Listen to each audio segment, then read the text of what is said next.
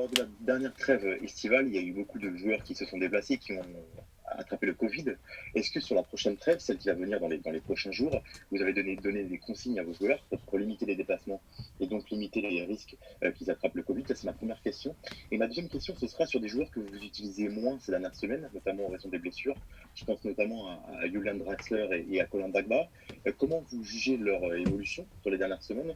Et est-ce que ce seront des joueurs utiles pour la deuxième partie de saison? Merci. J'espère vraiment parce qu'on a besoin de tous les joueurs et si on a des joueurs blessés, c'est vraiment trop pendant cette saison-là.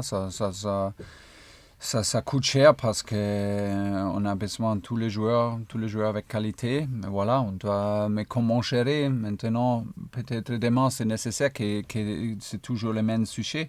Peut-être c'est nécessaire que Drax joue et il commence. Il est prêt pour ça, je ne sais pas. C'est super responsable qu'il commence, je ne sais pas, mais peut-être c'est nécessaire. Et on entre toujours les mêmes cercles. Et voilà, mais ce sujet, on a discuté assez, c'est comme ça. Et j'ai l'impression que ça ne va pas changer. J'ai vu notre calendrier pendant janvier, février, mars, ça ne va pas changer. Première question, c'est clairement une question pour le club. Le club a donné le conseil.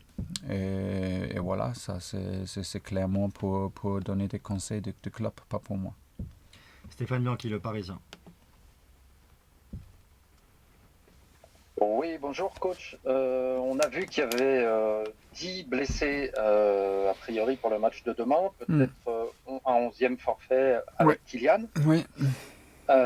Est-ce qu'il est nécessaire pour vous de recruter sur la deuxième partie de saison pour rester compétitif sur cette deuxième partie de saison? Si tout le monde est là, ça va aider beaucoup, mais la situation est différente. Je ne sais pas, avec le mercato, je ne sais pas honnêtement, parce que je n'ai pas pensé de cette chose-là trop, parce que on doit adapter toujours aux situations actuelles. On a eu une phase en Ligue des Champions, compliquée, très très serrée. Pour ça, on n'a eu pas de possibilité de penser d'autres choses. La même chose maintenant, c'était un match contre Lyon, contre Lille, très très proche. Et ça, c'était le focus et ça reste comme ça. C'est une chose particulière, une situation particulière dans le monde du foot. Et voilà.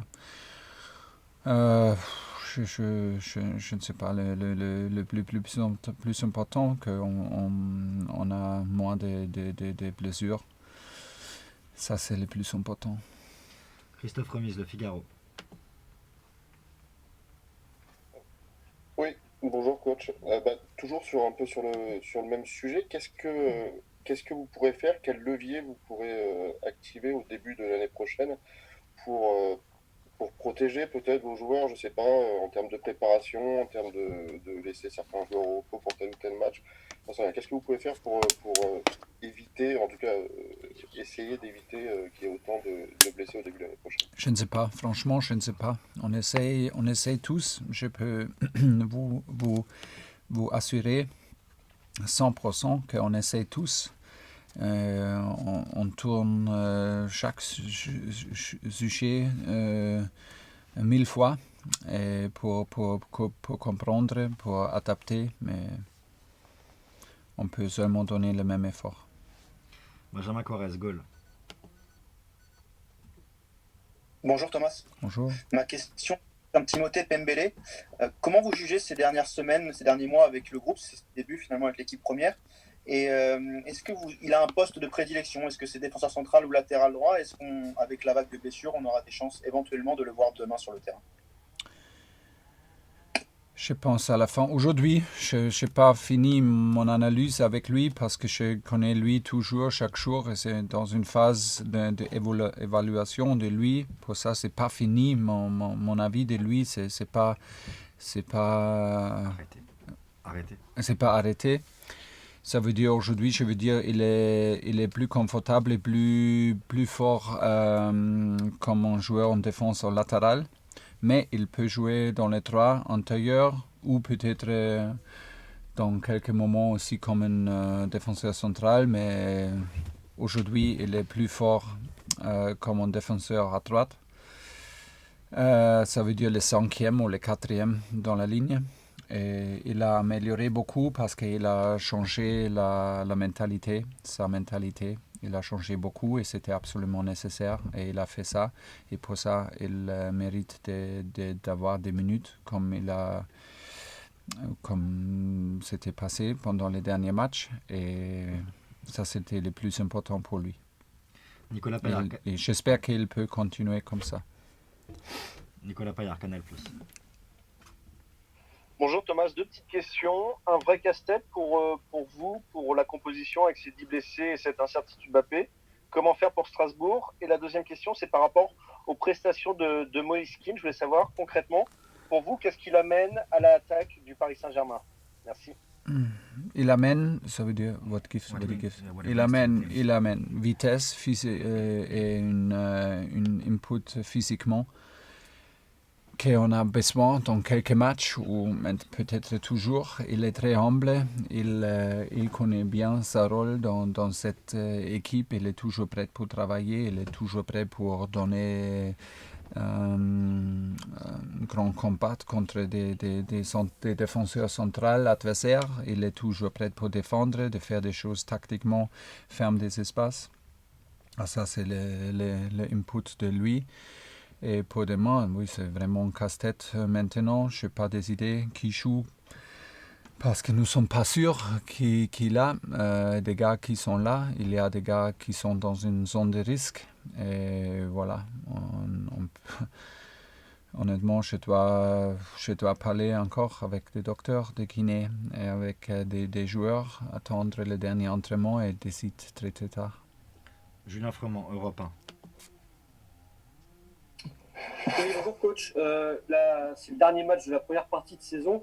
Est-ce que la possibilité de ne pas finir justement en tête lors de la première partie de saison, c'est quelque chose qui vous inquiète, qui vous embête parce que là, au classement, pour le moment, Paris est 3e à 1 point de Lille et Lyon, et puis Marseille a encore 2 matchs à jouer. Voilà. Oui, non, je ne suis pas inquiet parce que je suis très content avec les dernières performances au début. Et le deuxième est le plus important que nous sommes proches. Et 1 point, 2 points, ça veut dire c'est super proche. Et nous sommes capables de commencer, de toujours commencer une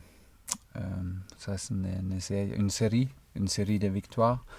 C'est jamais facile, mais nous sommes proches et ça, c'est le plus important que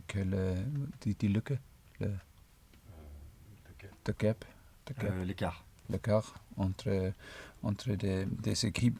C'est pas trop grand et c'est comme ça. Pour ça, j'ai confiance en nous. Christophe Remise, Le Figaro. Ouais, bonjour coach. C'est le dernier match de l'année, évidemment. Je voulais savoir voilà, quel bilan vous tiriez de cette année qui a été évidemment très particulière entre le Covid, la Ligue des Champions, le Panama, etc. Et puis cette période un peu plus compliquée maintenant avec les blessures. Oui. Je n'aime pas des bilans avant le dernier match. C'est toujours comme ça. Un bilan maintenant avec tous les sujets que vous avez dit juste maintenant, c'est presque impossible. Corona, Ligue des Champions, des blessures, il y a beaucoup de choses à réfléchir. On va prendre quelques temps pour analyser cette année, cette demi-année. Si on a réfléchi, si on a analysé, après on peut faire un bilan, mais ça va. On a besoin un peu de temps. Maintenant, nous sommes toujours dans le sujet de gérer des situations différentes, de gérer des situations compliquées. Et nous sommes 100% dans le match pour demain. Et après, on peut parler encore peut-être un peu plus tard dans le janvier ou février. Janvier, bien sûr. Dernière question pour Hugo Delon, l'équipe. Bonjour Thomas. Quand on regarde un petit peu les expected goals sur les derniers matchs, le PSG est en deçà de ce qu'il est capable de faire d'ordinaire. Vous créez moins d'occasions, notamment sur les 3 derniers matchs de Ligue 1. Même en présence de Kylian ou de Neymar, vous créez moins d'occasions. Je voulais connaître votre avis là-dessus. Quelle analyse vous faites? Pourquoi vous créez moins d'occasions et comment y remédier? Merci. Il n'existe pas seulement une raison. Je pense une raison est la qualité qui manque. Il manque beaucoup de joueurs. On a fait ce qui est nécessaire, à notre avis, de jouer avec plus équilibré, plus compact. Et oui, on a manqué peut-être un peu de précision, un peu de rythme. Et voilà, on a manqué beaucoup de joueurs. Et ce sont plusieurs raisons, mais nous sommes toujours là pour améliorer. Ce n'était pas une chose pour être inquiet, mais on sait bien que ce n'est pas facile. On joue beaucoup contre des équipes qui sont très très bas, qui ferment très très disciplinées des espaces. C'est pas facile. Et c'est peut-être les choses plus compliquées dans le foot, de jouer toujours contre 10 joueurs qui défendent, 10 joueurs en bloc derrière le ballon pour créer des occasions. Pour ça, on a essayé de faire plus des occasions après le contre-pressing et d'avoir le focus sur le contre-pressing pour avoir la possibilité de jouer contre une équipe pas organisée. Et voilà, ça c'était le focus. Et maintenant, on doit gérer encore. On manque beaucoup de joueurs. Vous savez bien que peut-être contre Lille, c'est en général très très difficile de créer des occasions contre Lille. Mais sans Pablo Sarabia, sans Mauro Icardi, sans Neymar, sans Kylian Mbappé, on manque justement beaucoup de qualité offensivement. Et on doit accepter ça aussi. Merci à tous, bonne journée. Bien, bonne journée.